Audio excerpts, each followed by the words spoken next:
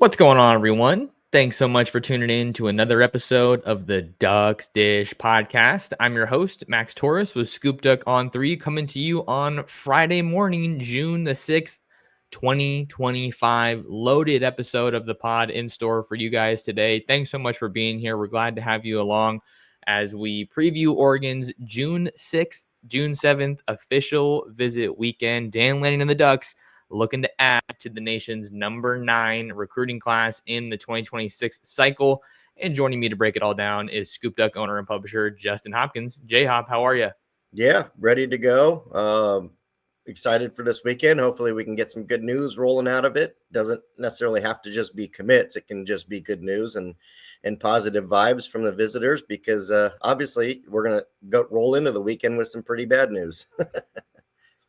Yeah, you hinted at it there. Let's start today's show off with the most notable story from the last 24 hours or so. Oregon wide receiver Evan Stewart has suffered an injury. It looks like the specifics are a torn patellar tendon, which if you're not a med student, that's in the knee. And boy, that is a tough development for Ross Douglas and the rest of this Oregon staff. I mean, Evan Stewart was projected to be one of the top receivers for Oregon this upcoming season, maybe even wide receiver one. We know what he can do on the field. We saw it all year last season. He had his best game against Ohio State without question. I don't know if Oregon wins that game if he doesn't perform the way that he did. And then, man, it's just a bummer to see. I know that you and I confirmed this one after CFB headlines on Twitter had the story. So just a tough break here as we kind of head into the summer, Justin. Yeah, I mean, there's no way to sugarcoat it. It's an experienced receiver coming back in the room. Obviously, it takes a really good player off the team. So what is the impact? Well, we don't know beyond that. Obviously, somebody else can have to step up. It's never ideal to lose one of your better players. And, I think all of us, including a lot of NFL scouts, hope that this would be kind of a big year for Stu because you saw flashes of it, glimpses of it last year. And maybe this would be the year he could put it all together. We don't know.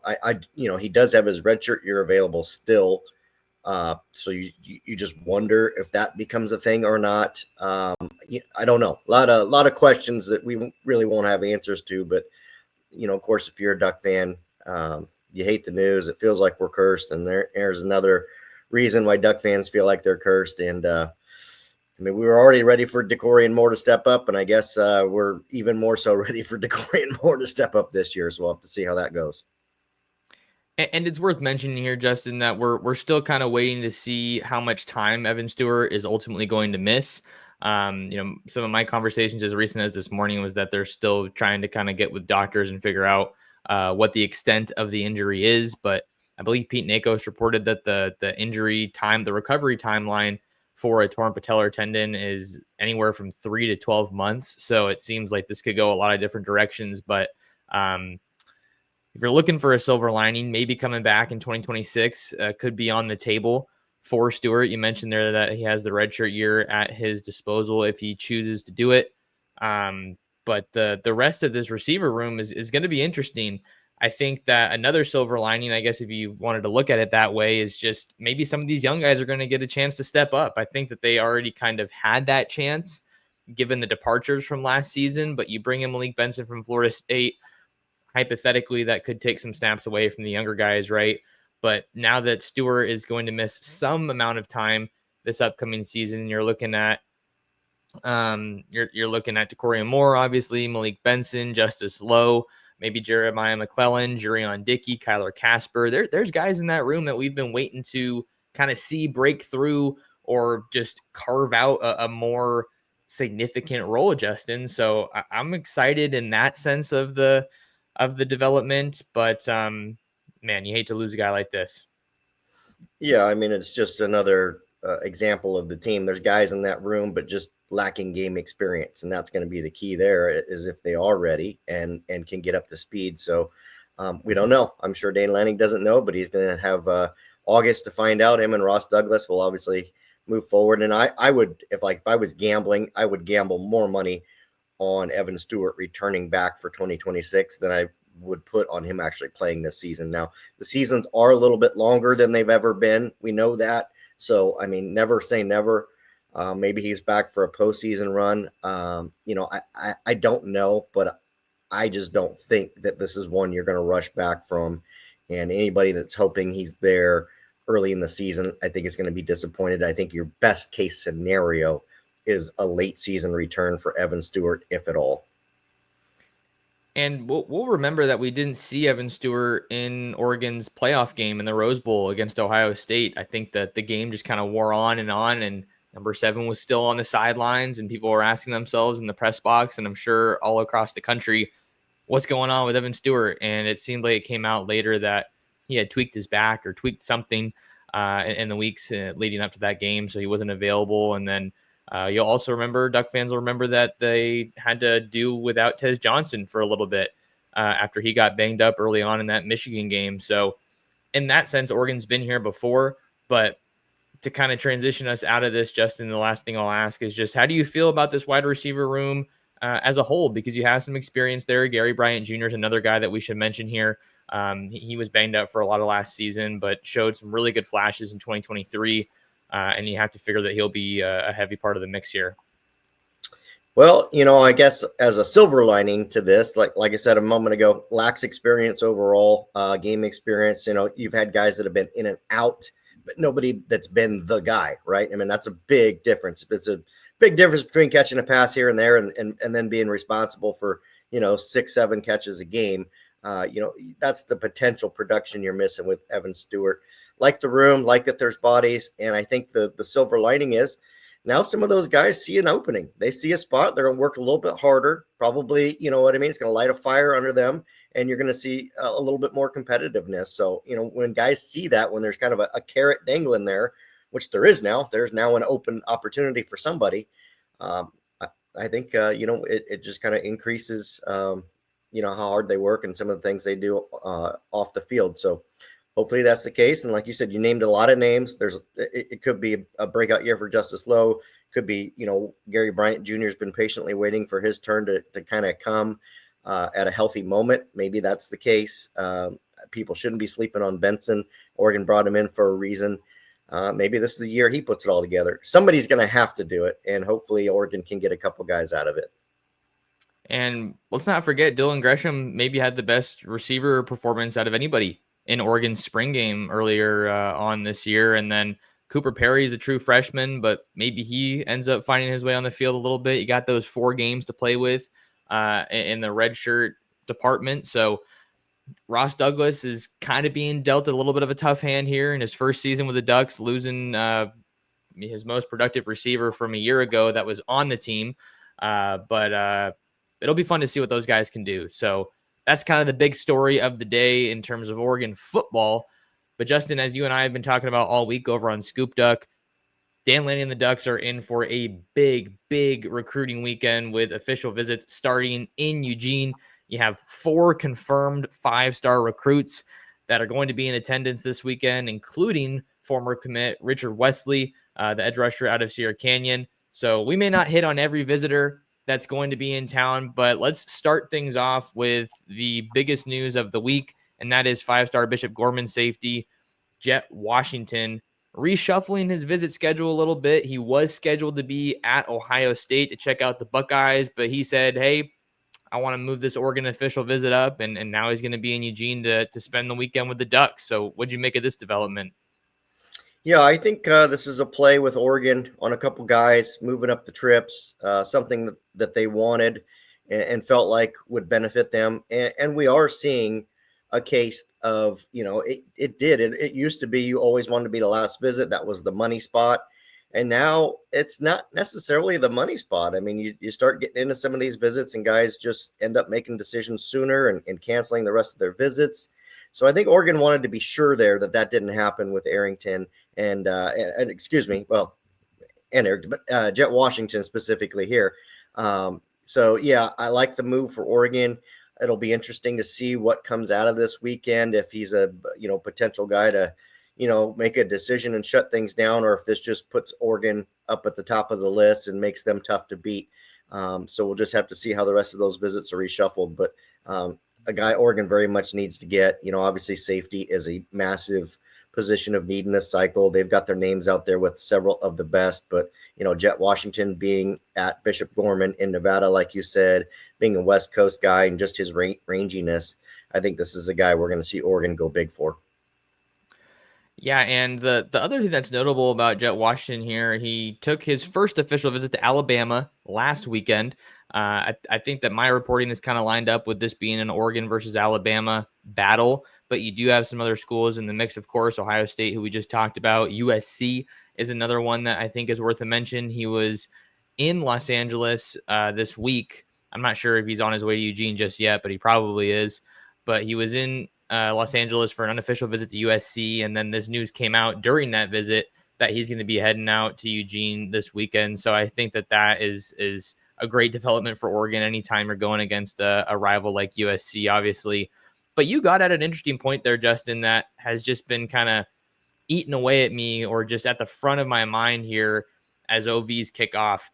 It doesn't seem like getting the last visit is necessarily that beneficial anymore. And it seems like a lot of these guys, at least over the past couple of weeks now, with some of the OVs kicking off as far back as April, but really more so towards late May, early June, a lot of these guys are getting on campus at whatever school. And you would think that they're talking cheddar, they're talking NIL deals and all of those great things. And that could be part of what is leading these guys to, hop in and pull the trigger earlier than they maybe have in the past. So with Jett Washington moving his trip up, I think that's a great development for Oregon. He's a massive priority in this class, and he doesn't have a commitment date set right now, but you have to think if things go well this weekend with Alabama being the other main competitor, things could be shaping up pretty well for the Ducks with Washington.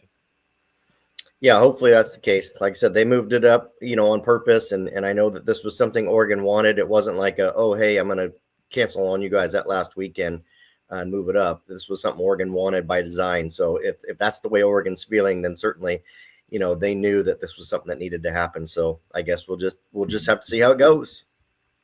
Yeah, and he's a big one. So we'll see what they can do. I mean, 6'4", 6'5", 200 pounds, plays at one of the most prestigious high school programs in the country. The Ducks also signed Doug Utu out of Bishop Gorman last year. They had signed Alai Kalaniuvalu, but he decided to flip his commitment and sign with the BYU Cougars. That story coming out not too long ago. So Oregon's got some good ties in the Vegas area, and Chris Hampton's been recruiting at an incredibly high clip since joining this Oregon staff, and they've needed him to, because they really haven't had that just elite next level safety since Javon Holland. I mean, Verone McKinley was probably the next guy that I'd say was, a pretty good playmaker that was reliable. If we're talking about big rangy safeties, Brian Addison was relatively productive during his time with the Ducks, but we know that he headed off to UCLA. So Jett Washington is a great name to start off this episode with. Let's stay in the secondary, Justin, for our next big visitor.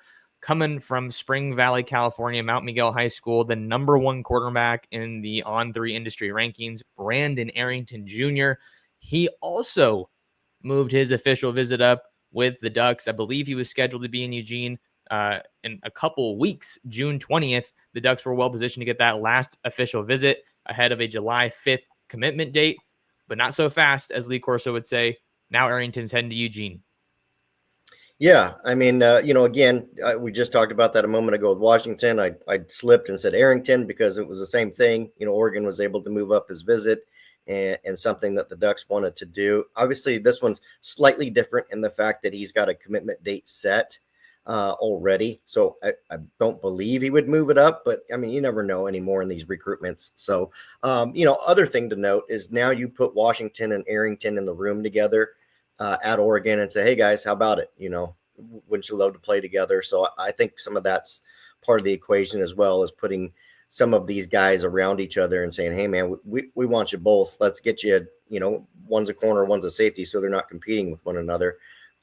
So I think there's a little bit of that in play for Oregon as well. So just love how this worked out. Arrington, Duck fans have been, hoping and praying and wishing to see a corner above 6 foot tall on the sidelines on the roster there. And, last I checked, Arrington's all of 6'2", might even be pushing 6'3". He is a rangy corner, long guy. And as you can see with his plays here, he can play some offense too if you need him at receiver. Just a tremendous athlete. So love the way that this comes together for Oregon. And, Arrington and Washington, I mean, they might be my two biggest wants for Oregon in the defensive back area, just because they are, West Coast guys. They're going to be easier to hang on to if you can get their commitments. It makes sense for their families to be able to visit, and both these guys are elite, productive players. And just a little more background on Arrington. He has taken a couple official visits already. He started things off on the East Coast at Penn State. And then a little bit of a surprise, he pulled up to Seattle and took an official visit to Washington. I believe that was last weekend. I mean, Washington's not even in his top 5 schools. You have Oregon, Alabama, Texas A&M, USC, and Penn State. Are you putting any stock in that Washington OV, Justin? I mean, we've seen Washington get a lot more serious with their recruitment, so I think you have to. Obviously they made a move for Cody Green. They made a move for Derek Coleman-Brusa. They've largely been dead in the water in recruiting the last year and a half. So, I mean, you have to look at that, and they either found some money or won the lottery or something, because they're players, and it hasn't been for a while, but they were DBU for once upon a time there, and I know they're leaning into that, and it hasn't been the case in a bit, but. I'm putting stock in Washington, being that they're a factor. I don't think they lead, but I certainly think that they're part of this recruitment. Sure. I mean, all very good points. I think that's where we've seen a bulk of their NFL production in recent years is in that defensive backfield. So I think they're worth keeping an eye on with what they have going up there in Seattle this cycle. As far as Arrington goes, I mean, he and Davon Benjamin are really the top 2 cornerback targets, it seems to me, in Oregon's 2026 class. Yeah, you have Kari Adams in there as well, and he's all the way in Maryland. He's supposed to take his official visit later this month before committing on June 28th. But in the past couple of weeks, months, Oregon's cornerback board has kind of shrunken down lately. And I've kind of been saying that I think that Arrington and Benjamin are really the 2 most realistic guys for Oregon.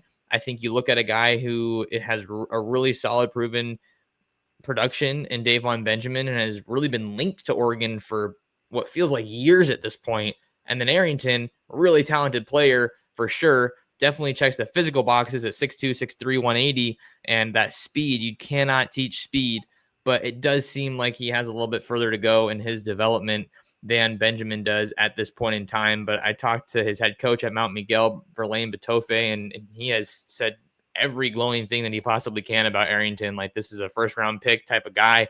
The sky is the limit. Maybe one of the very best players he's ever coached. I think he talked about how he's never had this many schools coming by, colleges that is, to see one of his guys. So Arrington has to be one of those names you certainly keep an eye on this weekend. Yeah, I'm with you. It feels like Arrington and Benjamin are the 2. And if Oregon signed those 2 only, you're happy with that. You take that all day long. If they sign, and I'm just talking about corner specifically. I don't mean all defensive backs, but just at corner specifically. If you came away with Arrington and Davon Benjamin, you're going to be a pretty happy duck at the end of the day. Those 2 guys can come in to a room that's been replenished already and really just keep rounding out that room with talent and, all being fairly young. So, yeah, Arrington's a big one. And like you said, he still needs to kind of refine his game a little bit, but you look at every other thing and he's checking those boxes. I mean, he's got, like you said, he's got first round potential. He's got elite physical traits. So this is definitely a guy for Oregon. We're going to take a super small step back here before we continue on with the OV talk. We had a quick story break earlier today on Friday morning. One of arguably Oregon's top target, I would say, in the 2026 class.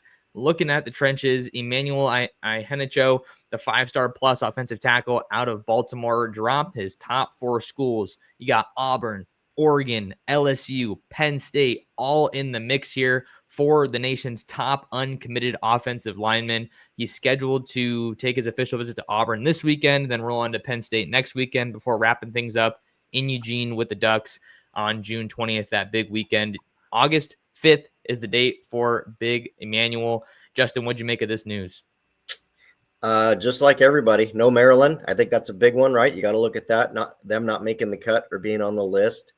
So what that means to me, granted, I'll say this, but granted, the other schools in the mix are closer than Oregon is, but it certainly looks like I need to stay close to home has opened up. And that's been my biggest concern with Ihanicho is that, hey, is Oregon, got a shot? Is distance going to be a thing? Because if you'll recall, when he named Maryland as leader, and that was a while ago, it was, hey, being able to stay close to home would be really nice for me. I really like that. Clearly now at this point, yeah, Penn State's pretty close. Auburn's not a massive trip.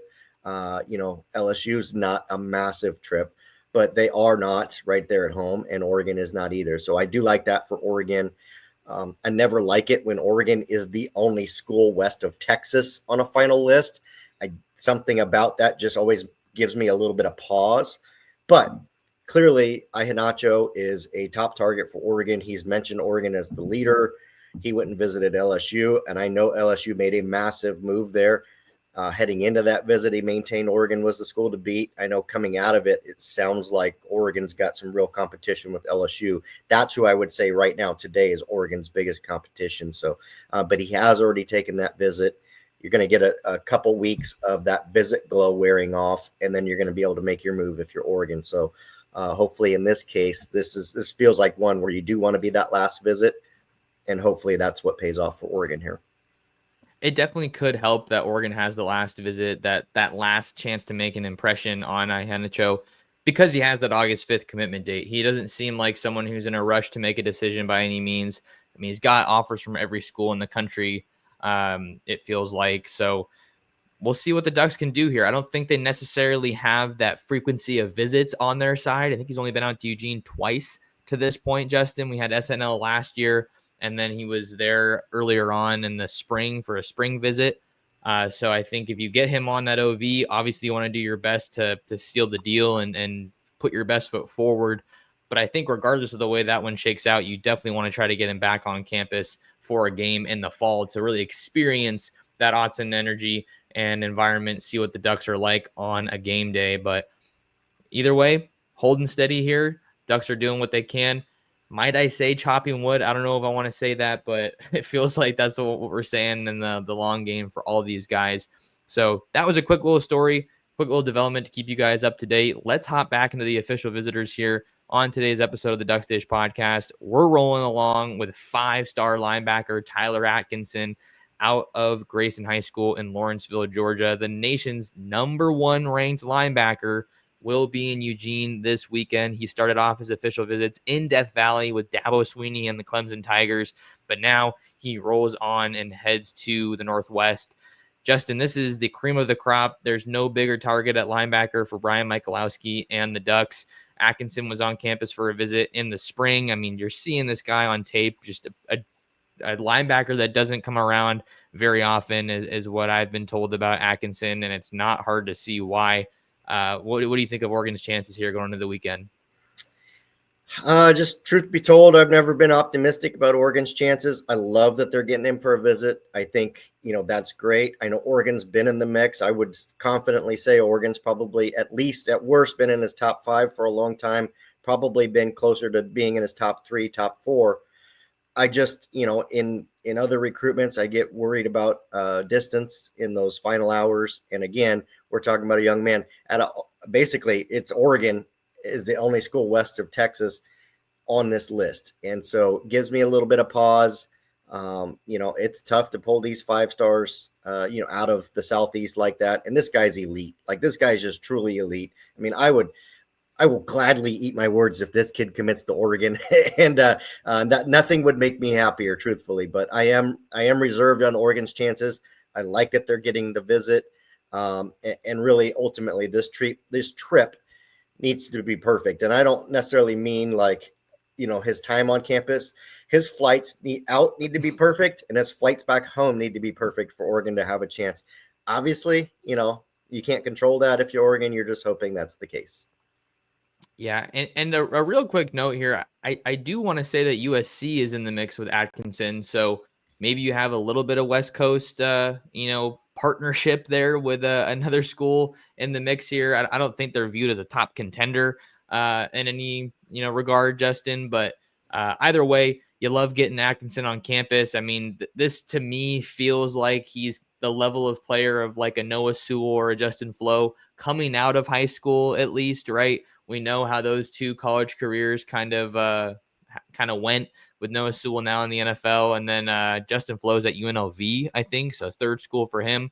But man, the tape is, I feel like, Justin Flo levels of explosiveness, physicality, maybe not craziness, because Justin Flo was just a maniac in high school.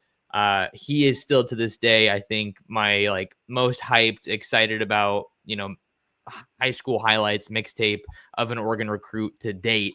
But man, if the Ducks can get Atkinson, I think that there is reason to believe that they would really go all in on a player of his caliber, because there's some good linebackers in that room, but they just haven't had someone that's just truly, truly elite, like top 5 at his position type of guy in a little bit. Not to say anything negative about the guys in that room right now. I'm super excited to see what they can do, and I hope the young guys get a shot. But my gosh, Atkinson is just a dude in every sense of the word, and Oregon's going up against other teams like Ohio State, Georgia as well. I mean, if Oregon can take one from Kirby Smart in Georgia, we thought that Jackson Cantwell might be the best chance, but he ended up going to Miami. Maybe if this comes down to Georgia and Oregon again, we're looking at like a Justin Williams type of recruitment. Yeah, I don't think you are doing a disservice to the guys that are in the room. I mean, you just look at guys and you know that they're game changers, and not every roster has game changers, and this guy is one of them. And I think you were talking about that with safety just a minute ago. Like, there's some really good safeties at Oregon, but not a game changer. Not and that's okay. It's okay to have really good players, but like you said, some of these guys, you just kind of like, man, this guy, he has the ability to, impact the game in a major way. So I think that's why you see Oregon all in on Atkinson. And secondly, Oregon doesn't need a lot of linebackers. So it's not like they need to spend money on 3 or 4 guys. They really could get away with, I mean, honestly, if Oregon just signed Atkinson in this class at linebacker, I don't think anybody would be mad. I mean, you'd be like, okay, it's only one, but you got the one. And, with the room that Oregon has now, he could come in, and work with those guys. And I think Oregon would be just fine at linebacker. Probably gonna target 2. They're probably gonna try and take 2. But again, like I said, you can manage that. And if Atkinson ends up being one of them, it's definitely a win for the Ducks. So before we get out of here, I want to try to quickly hit on 2 more guys that are expected on campus this weekend. One of them is a 5-star in Richard Wesley. The next one is 4-star safety Joey O'Brien, who before the visit this weekend announced the top 4 of Oregon, Penn State, Clemson, and Notre Dame. He's going to be coming off the board on June 20th to make that college commitment. So I'll kind of just leave it up to you, Justin. Take it where you want. I mean, those are kind of the 2 other big premier names that I think we got to hit on. I agree with you. Yeah, I guess we'll start with Wesley just because it's Wesley. I guess let's just see what the saga has for us this weekend in that one. I love the fact that, it feels like everything that unfolded got done amicably, right? So it doesn't feel like Oregon's, upset that he decommitted and all that. Like, hey, okay, let's just work through the process. Let's work together on this. And there's going to be some people that say, oh, he's not worth the time or trouble. He is worth the time and trouble. He's a really good football player. Dan Lanning, Marshall Malco, and the guys really view him as a very high potential guy. So yeah, they're going to invest that way in him, and you want that relationship to stay intact like it is. So just a good chance for Oregon to maybe shut the door once again with Wesley. Wouldn't be the most unheard of thing that we've ever seen in recruiting.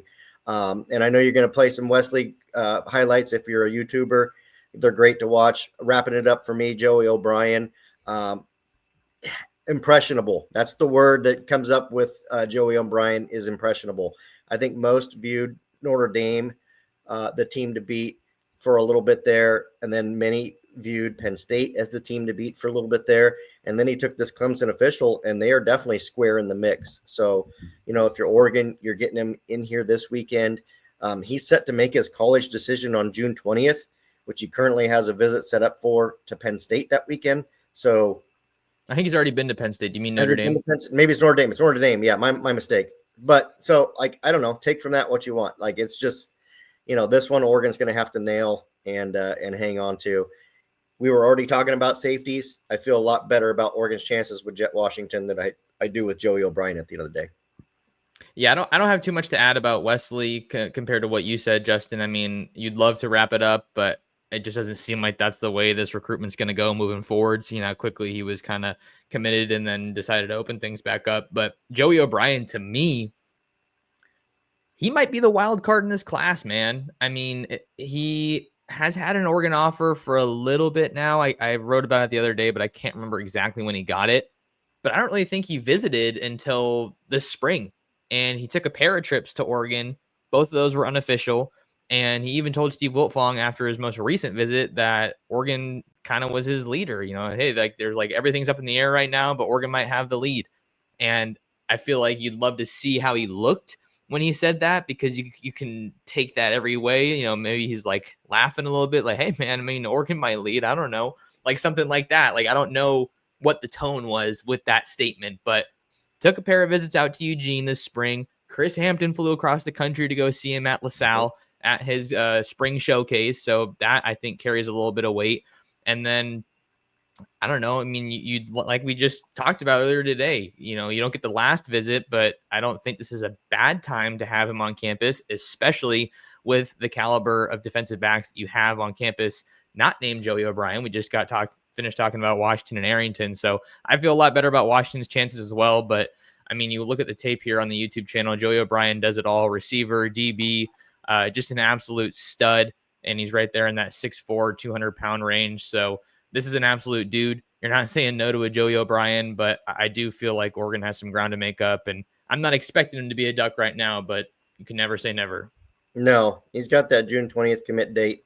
Maybe he sticks with it. Maybe he doesn't. You never know. And I will say, like, to finish off and to your point, right now it feels like Oregon's three best chances at safety are Jett Washington, Joey O'Brien, and Jairi Edwards. If you can get any two of those three, any two, it doesn't matter. You pick any two. You're great. You're calling it a day. Keep Xavier Larice committed, call it a day, and roll with that. And right now it feels like Oregon's got a great chance for that situation to happen. So if that's the case, you call it a day. Joey O'Brien's really good. Like I'm not. This is not. We didn't want him anyway. Definitely, if you're Oregon and you can get him, you get him. He's a really good player. I just don't know that it feels like it's going to be a tough pull for the Ducks. I'm glad that you mentioned Xavier Larice, because he's one of two commits that's going to be back in town this weekend, along with Tristan Phillips, the linebacker out of Southern California. I don't think it should be overlooked at the value that having committed guys on campus for an official visit weekend has, especially if you're looking at Xavier Larice. Maybe he can talk to Joey O'Brien about going all the way across the country. He can talk to Tyler Atkinson about going all the way across the country to play your college ball.